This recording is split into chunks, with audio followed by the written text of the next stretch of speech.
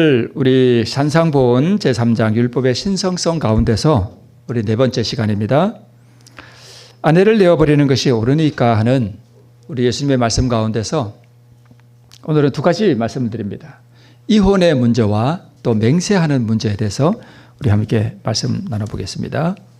자, 첫 번째는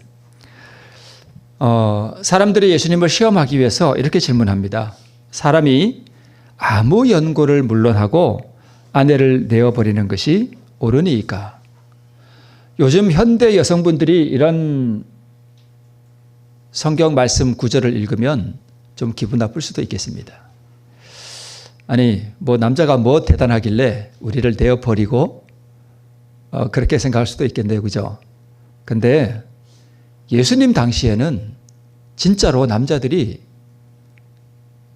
예를 들어서 여자가 아침밥을 해왔는데 이 밥이 좀 탔어. 그러면 너 가. 그러면 끝나는 거예요. 그럼 그냥 이혼이에요. 그런 일이 실제로 있었습니다. 근데 그 당시에는 오늘날에는 여성들이 인권을 좀 존중하잖아요. 그죠? 민주사회고. 근데 그 당시에는 그런 게 없었습니다. 남자가 아주 절대적인 어떤 그러한 뭐라 그럴까요? 그런 걸 좀 가지고 있었습니다. 그래서 사람이 아무 연고를 물론하고 아내를 내어버리는 것이 옳으니까라고 물었던 그 배경에는 실제로 그런 일이 있었다는 것입니다. 그죠? 그래서 예수님을 시험하여 그렇게 물었던 것이고요. 또 두 번째는 예수님께서 우리에게 주시는 말씀이 뭐냐면 도무지 뭐 하지 말아요? 맹세하지 말아요. 요즘 맹세하는 분들 별로 없죠.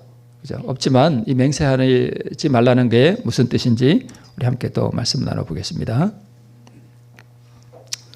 마태복음 19장 3절에 이렇게 말씀하고 있습니다. 바리새인들이 예수께 나와 그를 뭐 했대요? 시험하여 가로되 사람이 아무 연고를 물론하고 그 아내를 내어버리는 것이 옳습니까? 하고 묻습니다. 근데 이 말씀은 사실은 구약 성경에 있는 말씀을 인용해서 그걸 생각하고 그걸 염두에 두고 물은 질문이기도 합니다. 그래서 예수님께서 뭐라고 대답하셨는가 하면 대답하여 가라사대 모세가 어떻게 너희에게 명하였느냐라고 예수님께서 물으셨습니다. 되물으셨습니다. 그러면 예수님의 이 말씀을 가만히 들여다보면 이 이혼의 문제에 대해서 모세가 우리에게 뭐라고 말씀한 것이 있다는 의미겠죠. 그죠? 네. 그래서 그 사람이 물었던 사람이 대답하기를 뭐라고 대답을 했는가 하면 가로되 모세는 이혼 증서를 써주어 내어버리기를 뭐 했대요?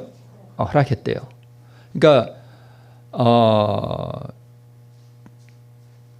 구약 성경 어디에 보면 이혼 증서를 써서 내어보내라고 했다는 말이 기록되어 있겠죠. 그죠? 네, 기록되어 있습니다. 자, 그러면 그 말씀이 어디에 있는 말씀인가 하면 신명기 24장에 있습니다. 그 말씀을 한번 볼까요? 자, 사람이 아내를 취하여 데려온 후에 이제 결혼을 한 거죠. 데려온 후에 수치되는 일이 그에게 있음을 발견하고 그를 기뻐하지 아니하거든 뭘 써주래요? 이혼 증서. 나 당신하고 이제 뭐 할 거야? 이혼할 거야 하고 이혼 증서를 써가지고 그 여자의 손에 뭐 해야 돼요? 주고 그를 자기 집에서 내어 보낼 것이요. 그 여자는 그 집에서 뭐 해서요? 나가서 다른 사람의 아내가 되려니와 라고 기록하고 있습니다. 그러니까 여기 보니까 이혼을 허락했어요? 안 했어요? 구약 성경에 보니까 이혼을 허락했습니다.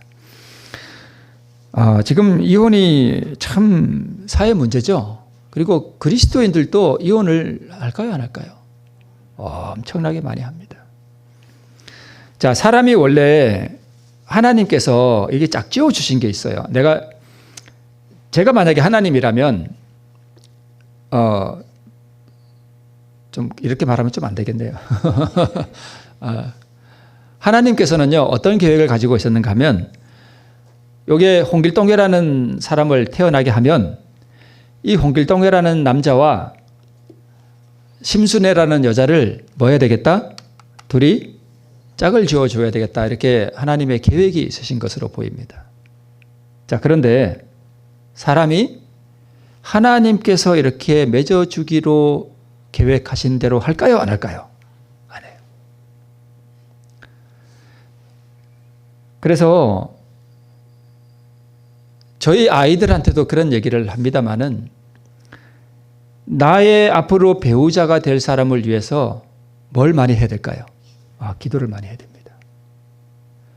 그리고 내 자신이 내 배우자에게 합당한 사람이 되도록 또 내가 그런 준비를 하고 있어야 하고, 나는 막 살면서 좋은 배우자 달라고 기도하면 될까요? 안 될까요? 그래서 나도 잘 준비하면서 배우자를 위해서 많이 기도하라 그랬습니다. 그래서 무슨 말씀이 있는가 하면, 하나님께서 원하시는 그러한 혼인을 하는 사람은 100사람 중에 한 명도 없다는 말씀이 있습니다. 그러니까 오늘날 이렇게 이혼이 많은 이유가 이렇게 보고 그냥 좀 이쁘고 그러면 후딱 결혼하고 기도 안 하고, 그리고 여자 입장에서 보면 또 남자가 뭐 좀 잘생기고 뭐 좀 있겠다 싶으면 그냥 결혼하고 이렇게. 그러니까 하나님께서 맺어주시는 대로 결혼을 하는 사람은 거의 없습니다. 그래서 살다 보니까 뭐가 생겨요? 흠이 발견되고 그러니까 치고받고 싸우다가 이혼하는 경우가 참 많습니다.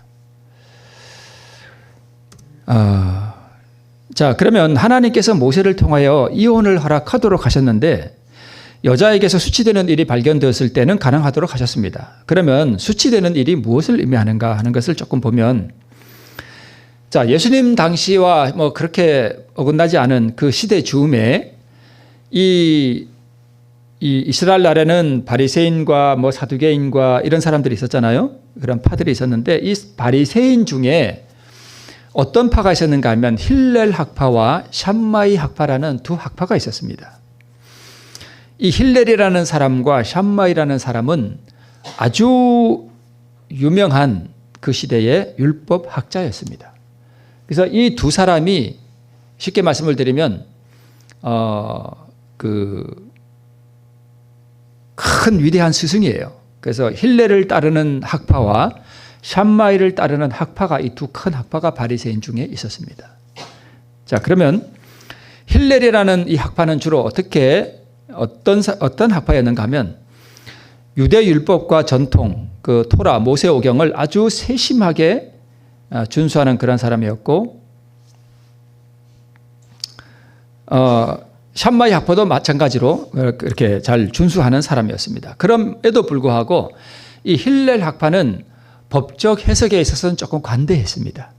조금 관대했고, 샴마이 학파는 법적 해석에 아주 엄격하게 이렇게 적용하는 그런 학파였습니다. 이거는 그냥 참고용어로 제가 이렇게 말씀을 드립니다. 그리고 힐렐 학파의 이 사람들은 이방인에 대해서 이렇게 좀 포용적이었던 반면에 샴마이 학파 사람들은 이방인에 대해서 아주 엄격한 그런 사람들이었고, 이 힐렐 학파는 이혼과 안식일을 지키는 그러한 실용성에 있어서 조금 관대했습니다. 그러나 샴마이 학파는 이혼과 안식일의 엄격한 아주 준수를 강조했습니다. 그리고 힐렐 학파는 뭐라고 주장했는가 하면 남편을 불쾌하게 하는 일도 이혼 사유가 된다라고 이렇게 주장한 반면에 샴마이 학파는 수치되는 일은 음행이다라고 이렇게 주장을 했다 그러죠. 힐렐 학파는 행위로 나타나야 죄다, 샴마이 학파는 마음의 간직만 해도 죄다, 이렇게 주장을 했는데 이 부분에 있어서는 샴마이 학파가 맞습니다. 죄는 마음의 간직만 해도 죄가 되는 것입니다. 자, 그런데 이 힐렐의 아들이 예수님 탄생할 때 그 제사장이었던 그 시므온 있죠. 여호와의 영광이 나타났다 라고 말했던 있죠. 예수님을 품에 안았던 그 시므이라는 사람이 있습니다. 신약 성경에 보면 나오죠.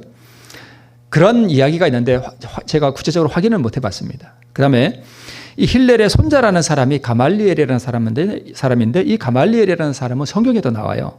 이 가말리엘이 누구냐면 사도 바울의 스승이 바로 이 가말리엘이었습니다. 그래서 이 가말리엘의 할아버지가 누구예요? 힐렐이라는 사람이었다는 그런 게 있습니다. 그래서 사도행전 5장에 보면 바리새인 가말리엘은 교법사로 모든 백성에게 존경을 받는 자라 하면서 이 사도들이 옥에 갇힌 것을 이렇게 풀어주도록 하는 그러한 일을 했던 사람이 가말리엘이었습니다. 사도 바울은 뭐라고 기록했는가 하면 나는 즉 나 바울은 유대인으로 길리기아 다소에서 났고 이 성에서 자라 가말리엘의 문화에서 배웠다 이렇게 기록되고 있습니다. 그러니까 사도 바울은 어느 학파에서 배운 거예요? 샴마이 학파가 아니라 힐렐 학파에서 배운 것입니다. 그 학파의 제자라고 할 수 있겠죠?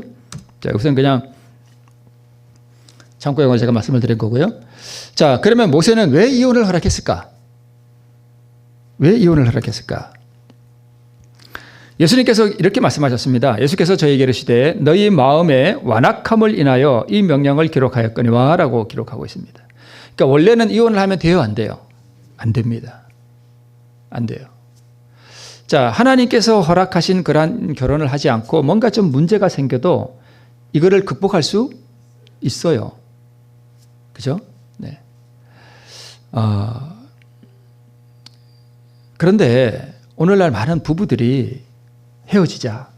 난 당신하고 못 살겠다. 라고 말하는 그 이유가 뭐냐 하면 이 마음에 뭐가 없어요?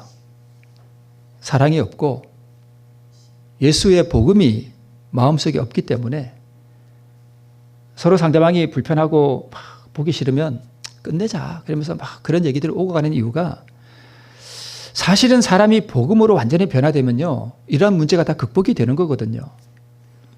근데 그게 안 된다는 얘기는 뭔가 본인에게 참 문제가 있는 거예요. 그죠? 그래서 만약에 부부 간에 문제가 있다 그러면 이것은 부부 간의 문제라기보다는 근본적으로 내 안에 예수의 마음이 있느냐 없느냐 하는 바로 그 문제입니다.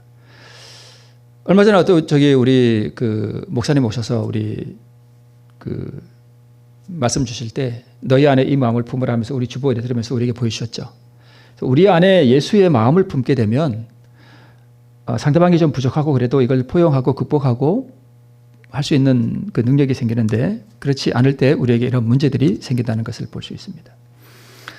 자, 그러면 왜 예수님께서 이렇게 마음의 완악함을 인하여 이 명령을 기록했다라고 했는가 하면 그 당시에 모세가 그것을 기록할 당시에 아주 가부장적인 사회에서 여성의 인권이 보장받지 못하던 그러한 시기였습니다.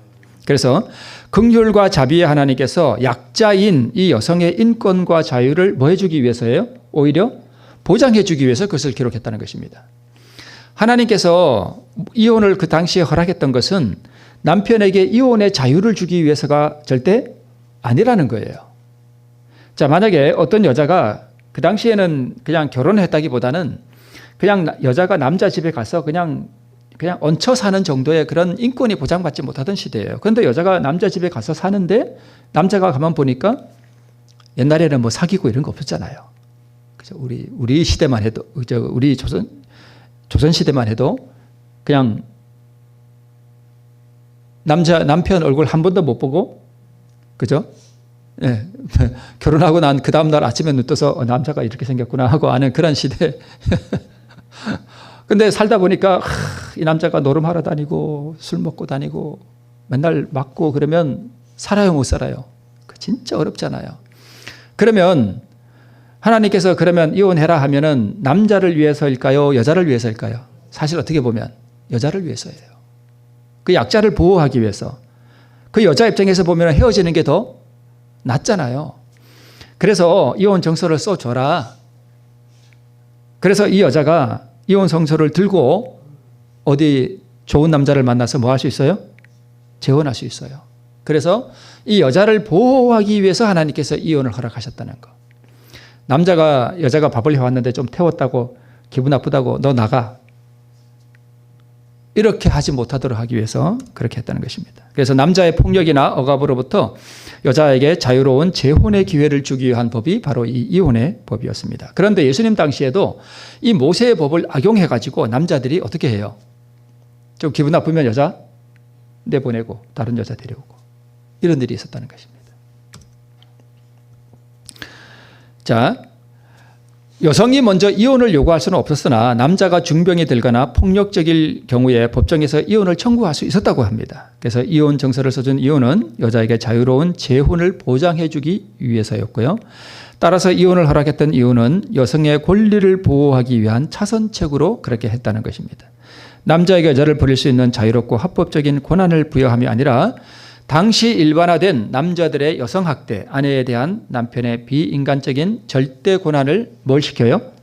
제한을 시켜서 여자를 보호하기 위한 하나님의 자비로운 명령임을 우리가 알 수 있습니다.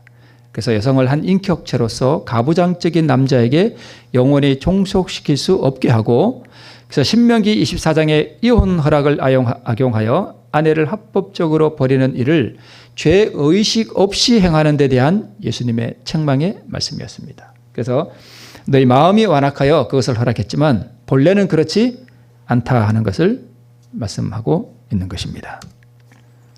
에덴에서 제정된 위대한 두 제도를 우리가 잘 알고 있죠. 안식일 제도와 결혼 제도. 이 결혼 제도가 참 죄로 인해서 많이 어려워졌고, 특별히 남자보다 누가 고통을 당해요? 여자들이 많이 고통을 당해요. 약자다 보니까. 그래서 결혼은 그리스도와 교회의 관계에 대한 순결한 표상인데 이게 다 많이 훼손됐습니다. 남자가 부모를 떠나 그 아내와 연합하여 둘이 한 몸을 이루라고 하는 이 그리스도와 우리 교회에 대한 아름다운 표상인데 이것이 많이 허물어져 버렸습니다. 자, 여기 산상본에 이렇게 기록하고 있네요. 인류에게 지키도록 위탁된 하나님의 좋은 선물들 중 다른 것들과 마찬가지로 결혼 제도도 죄로 말미암아 왜곡되었습니다. 그러나 그 제도의 순결과 아름다움을 뭐 하는 것이요? 회복하는 것이 복음의 목적이다라고 기록하고 있습니다. 자, 이게 부부 간에 문제가 생겼을 때 이걸 해결할 수 있는 가장 좋은 어떤 길, 복음의 길, 그게 뭐냐 하면 사실 그게 자아포기예요. 그게 자아포기예요. 가정이 어두워지는 이유는 내가 이만큼 해주었는데 너도 이만큼 나한테 해줘. 이게 여기서부터 문제가 생기기 시작합니다. 자, 그리스도께서 거하는 마음은 그분의 사랑으로 충만해지고 만족을 느끼기 때문에 남의 동정과 배려를 바라는 욕망이 뭐해진대요? 사라진대요. 제가 요즘 이렇게 느끼는 게 뭐냐 하면, 저도 사실 좀 초기에, 제가 결혼하고 초기에 집사람을 제가 좀 힘들게 했거든요. 제가 진짜 그랬어요. 참 지금 가만 생각하면 너무 미안해요. 그리고 요즘 이제 제가 제 집사람을 이렇게 제 생각을 하면 무슨 생각이 드냐 하면, 저 사람이 내 아내나 또는 내 아이의 엄마, 이걸 떠나서 무엇으로 느껴지는가 하면 이렇게 한 영혼으로 느껴져요. 한 영혼. 그래서 하나님께서 이 땅에 내주신 한 영혼으로 이렇게 느껴집니다. 제가 마음속으로 이렇게 생각할 때. 그래서 내 아내보다 또 내 아이들의 엄마라기보다는 하나님과 관계된 한 인격체, 한 영혼, 이렇게 생각이 이렇게 되면 무슨 생각이 드냐 하면, 참 귀한 사람이구나, 이렇게 느껴져요. 참 귀한 한 영혼이구나, 이렇게 느껴집니다. 그래서 우리도 뭐 제가 잘한다 이런 뜻이 아니라, 내 배우자가 내 남편이나 또는 내 아내이기 이전에 하나님께서 그 생명을 주어서 하늘에 데려가기 위해서 이 땅에 내신 한 영혼입니다. 참, 그게 얼마나 귀한지 몰라요. 한 영혼이에요.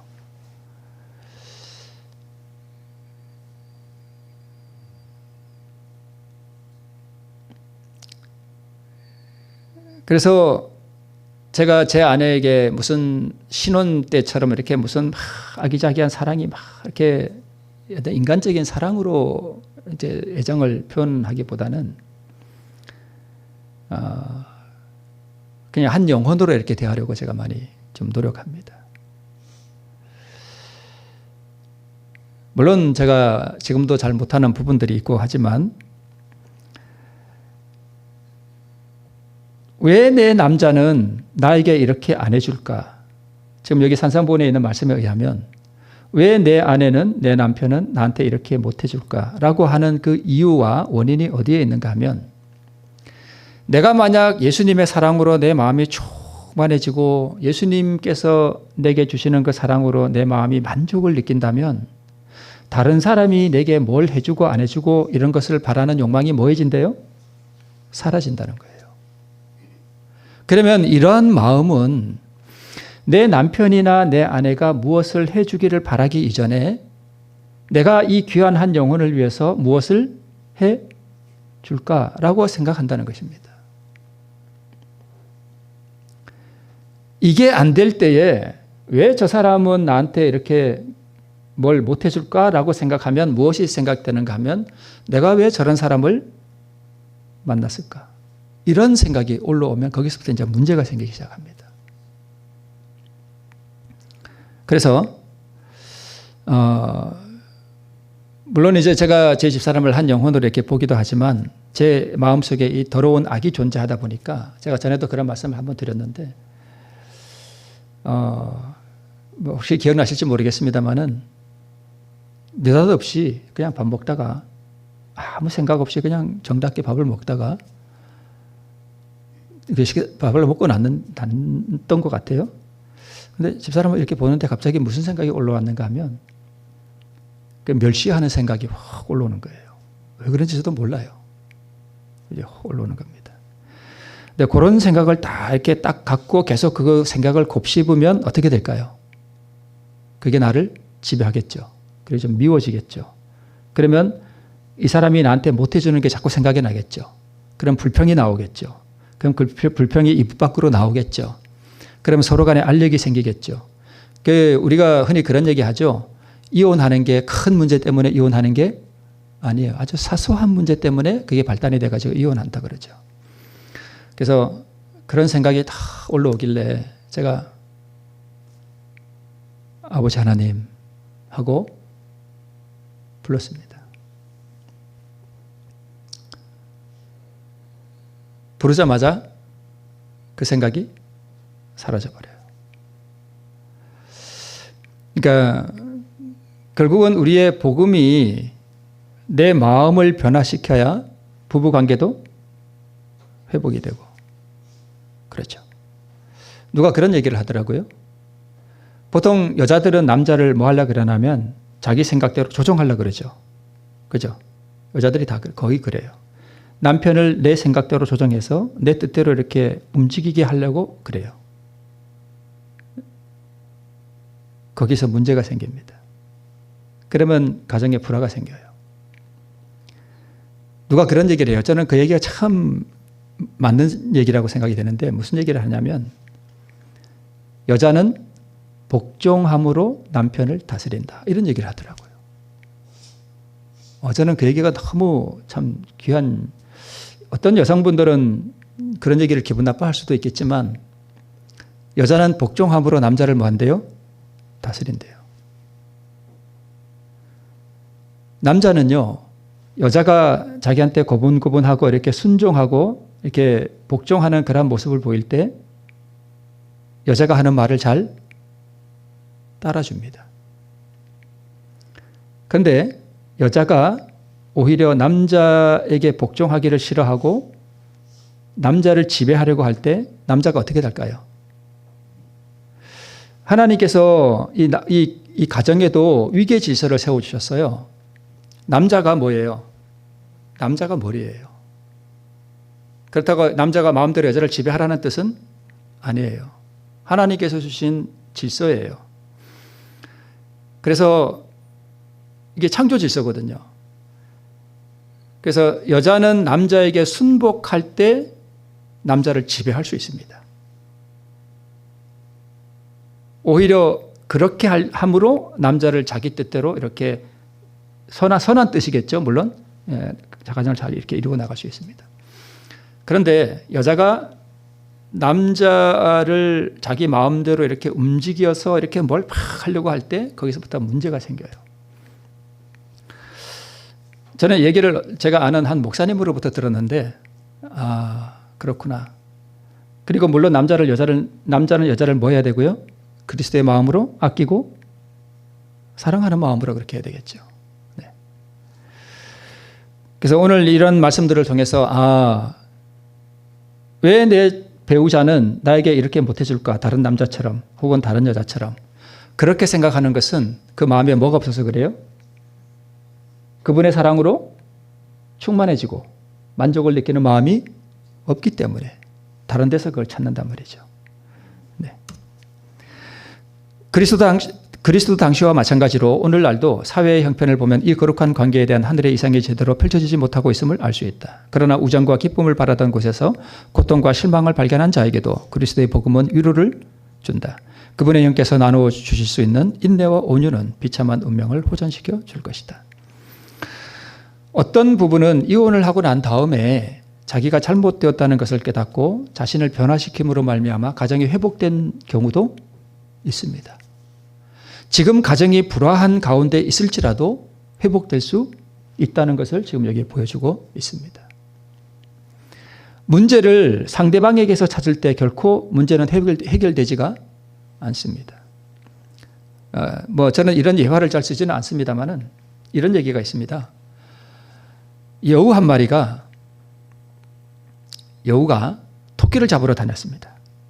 토끼를 왜 잡으러 다녔나 하면 토끼를 많이 잡아가지고 가죽을 벗겨가지고 자기가 다니는 길이 자꾸 이렇게 상처가 나고 되니까 길이 안 좋으니까 자기가 다니는 길을 다 뭘로 덮으려고요? 토끼들로 덮으려고 토끼를 잡으러 다녔습니다. 막 다니는데 그렇게 이제 만들고 다니는데 어느 날 이 여우가 토끼 한 마리를 잡았습니다. 토끼가 물었습니다. 당신은 왜 나를 이렇게 잡고 우리 토끼들을 이렇게 잡으러 다니냐? 그러니까 여우가 대답하기를 내가 여차여차해서 내가 다니는 길을 토끼털로 다 깔려고 그런다라고 대답했습니다. 그러자 토끼가 이렇게 대답했습니다. 뭐 그렇게 하냐? 그렇게 어렵게 일을 사냐? 좋은 방법이 있다. 그 토끼털로 신을 만들어 신어라. 그러면 당신이 다니는 모든 길은 다 뭐가 된다? 토끼털 길이 되지 않냐? 그랬습니다. 맞습니까? 네, 맞습니다. 우리는 가정에서 자꾸 상대방을 변화시켜서 내 가정을 화목하게 만들려고 하죠. 그죠? 그런데 토끼털로 내가 신발을 신으면 환경은 바뀌지 않았지만 내가 걷는 모든 길이 다 무슨 길이 되는 거예요? 토끼털 길이 되는 거예요. 내가 바뀜으로 내 가정이 변화되고 내 교회도 바뀌게 되는 것입니다. 죄인의 가장 큰 특성은 자기 잘못을 다 남 탓을 합니다. 그죠? 창세기에 보면 아담이 자기 여자를 생명같이 사랑해서 같이 죽자고 먹었는데 딱 먹고 나니까 마음이 180도 달라졌습니다. 너 왜 선악과 먹었냐? 그러니까 누구 탓해요? 여자 탓합니다. 여자는 누구 탓하고요? 뱀 탓합니다. 그래서 내 가정에 문제가 생기거나 아니면 내 교회가 문제가 생기거나 하여튼 무슨 문제가 생기든지 가장 죄인은 그 이유를 다 남한테 돌립니다. 그래서 문제가 해결되지는 않습니다.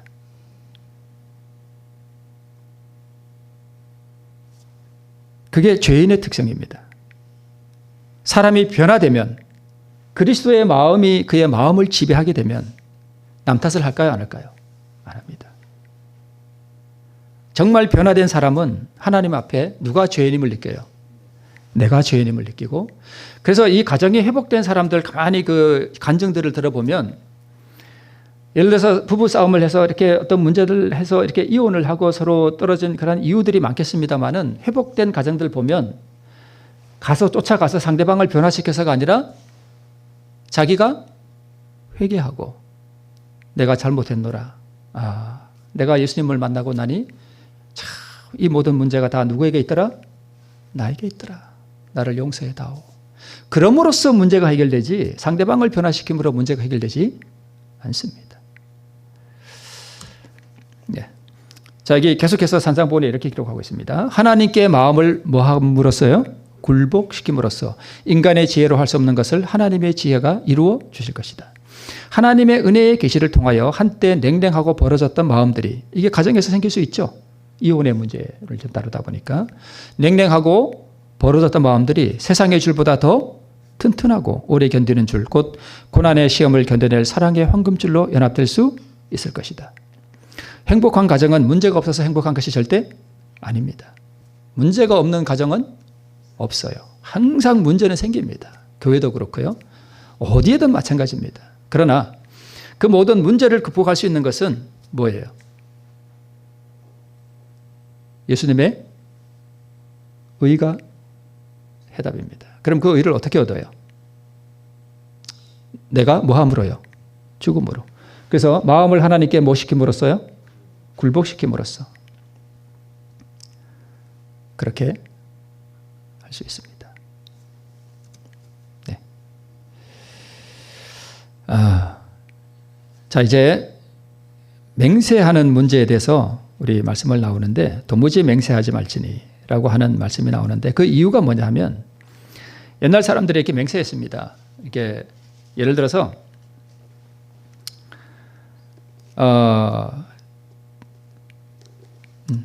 네. 먼저 맹세가 무슨 뜻이냐면 일정한 말이나 행동 혹은 목표를 반드시 실천하겠다는 다짐이나 그 약속을 보통 맹세라고 합니다. 이거는 이제 사전적인 그런 뜻인데요. 인간의 무능함과 무가치함에 대한 일깨움 하에서 인간은 스스로 어떤 말이나 행동을 반드시 성취시킬 능력과 권세가 없음을 자각해야 한다는 말씀입니다. 자, 내가 당신한테 뭘 해줄게 하고 이렇게 약속을 할 때 내가 하나님의 이름으로 내가 당신한테 그걸 꼭 해준다고 내가 맹세할게. 이런 거 절대 하지 말라는 것입니다. 왜냐하면 인간은 자기가 해놓은 말을 반드시 이룰 수 있는 그러한 힘이나 권세가 있다는 거예요? 없다는 거예요? 없기 때문에 그렇다는 것입니다. 그래서 그러한 헛된 맹세는 교만과 허식이라는 죄악에서 나오는 것이라는 것을 알 수 있습니다. 맹세로 인한 폐해와 헛된 맹세가 그 맹세자에게 끼치는 해악을 이렇게 우리가 볼 수 있습니다.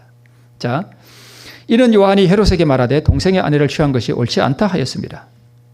이 장면은 무슨 그림이냐 하면 왼쪽에 있는 사람은 침례요한이고요. 가운데 있는 사람은 헤롯 왕이고 그 옆에 있는 여자는 누굴까요?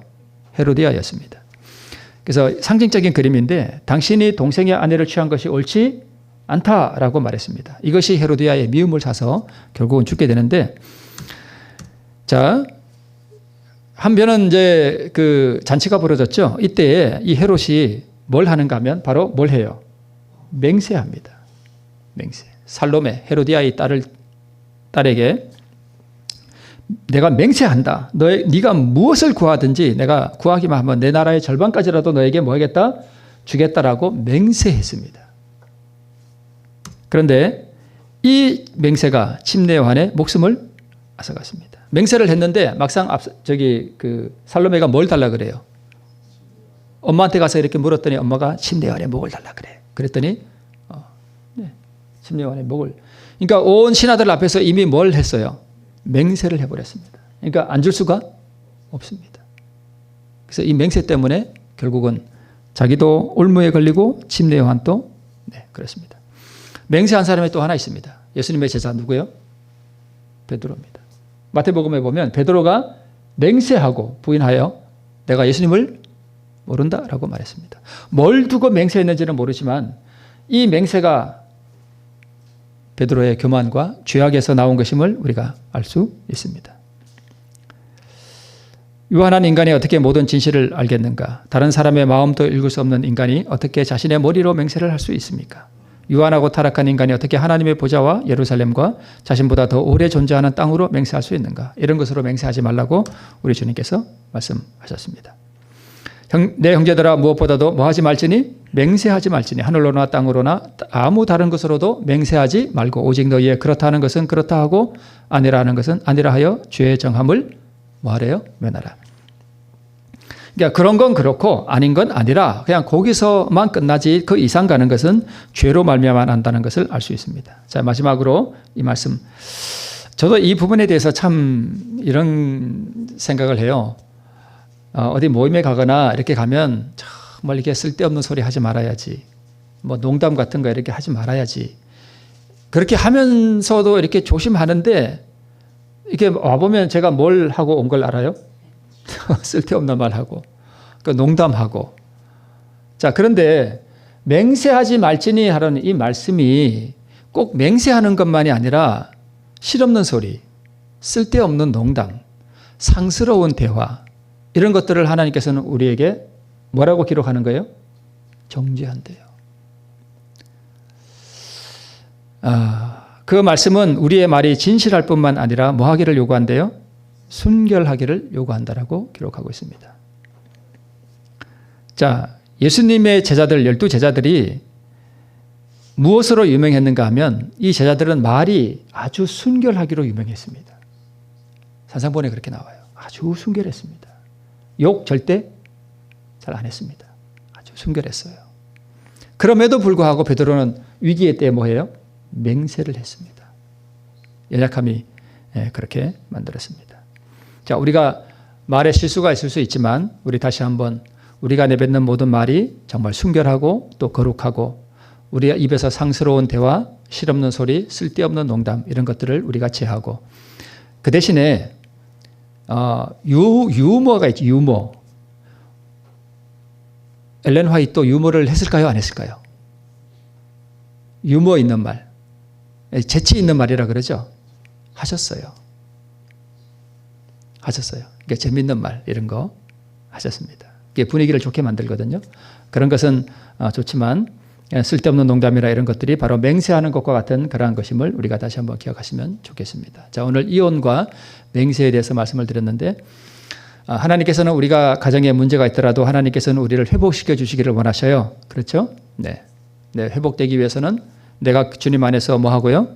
죽고 내 자아를 포기하고 상대방을 내 남편이나 내 아내 그 위에 하나님께서 내신 귀한 한 영혼으로 보고 아내는 남편에게 복종함으로 남편을 다스리고 남편은 그리스도의 마음으로 자기를 굴복시키고 하나님께서 사랑하라고 주신 나의 아내임을 기억하고 내 자아를 늘 굴복시켜 나가는 그러한 관계에서 우리가 더 행복해질 수 있는 그러한 가정이 될 수 있을 줄 믿습니다. 오늘 이러한 가정으로 또 우리의 말이 또 하나님 앞에 신실하기를 바라면서 말씀을 마치겠습니다.